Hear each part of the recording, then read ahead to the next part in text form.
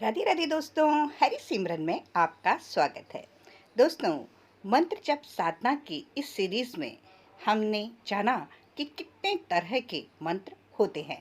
तो हमने पाया कि 14 प्रकार के मंत्र जप की विधियां हैं।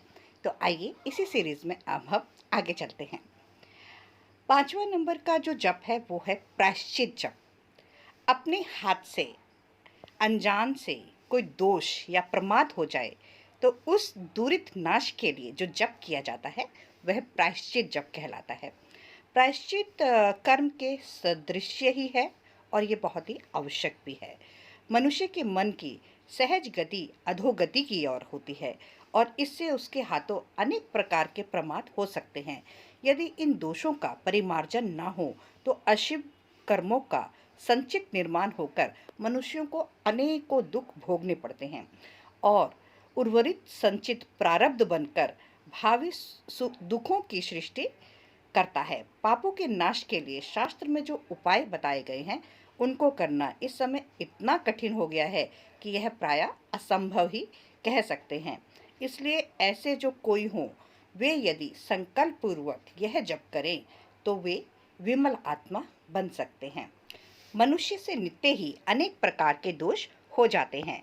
यह मानव स्वभाव है, इसलिए नित्य ही इन दोषों को नष्ट करना प्रत्येक मनुष्य का कर्तव्य है। नित्य जप के साथ यह जप भी हुआ करे तो हम प्रायश्चित कर सकते हैं। अल्प दोष के लिए अल्प और अधिक दोष के लिए अधिक जप करना चाहिए। नित्य का नियम करके चलाना कठिन मालूम हो तो सप्ताह में एक ही दिन सही यह काम हमें कर लेना चाहिए।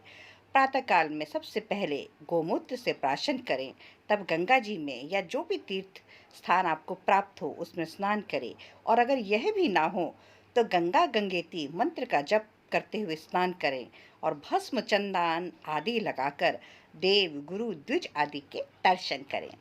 अश्वत्थ व गौ आदि की परिक्रमा करें। केवल तुलसी दल तीर्थ का पान करके उपवास करें और मन को एकाग्र करके संकल्प पूर्वक अपने मंत्र का जप करें। इससे पवित्रता बढ़ेगी और मन आनंद से झूमने लगेगा। जब ऐसा हो तब समझे कि अब आप पाप भस्म हो गए हैं। दोष के हिसाब से जप संख्या को निश्चित करें और वह जब संख्या पूरी हो जाए तब आपका प्रायश्चित पूरा हो जाएगा। अचल जप। यह जप करने के लिए आसन, गोमुखी, साहित्य, व्यवहारिक और मानसिक स्वास्थ्य होना चाहिए। इस जप से अपने अंदर जो गुप्त शक्तियां हैं वो जागकर विकसित होती हैं और परोपकार में उनका उपयोग बढ़ने लगता है। इससे इच्छा शक्ति के साथ साथ पुण्य संग्रह भी बढ़ता है। इस जप के लिए बाघंबर, मृगाजीन माला और गोमुखी होनी चाहिए। स्नान आदि करके आसन पर बैठे, देश काल का स्मरण करके दिग्बंध करें और तब जप को प्रारंभ करें। नित्य उतना जप हमें एकाग्रता पूर्वक करना चाहिए जो संख्या हमने निर्धारित की है, कभी भी उससे कम ना हो। जप करते हुए बीच में ही आसन पर से उठना या किसी से बात करना ठीक नहीं है। उतने दिन तक चित्त की और शरीर की स्थिरता और मौन को साधे रहना चाहिए। इस प्रकार नित्य करके जप की पूर्ण संख्या पूरी करनी चाहिए।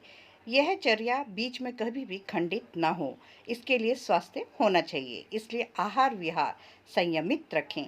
एक स्थान पर बैठकर निश्चित समय में निश्चित जप संख्या एकाग्र होकर पूरी करें। करके देवताओं को वश करना ही इस जप का मुख्य लक्षण है। इस काम में विघ्न तो होते ही हैं, पर धैर्य से उन्हें पार कर लेना चाहिए। इस जप से अपार आध्यात्मिक शक्ति का संचय होता है। हरि ओम तत्सत। जय जय श्री राधे।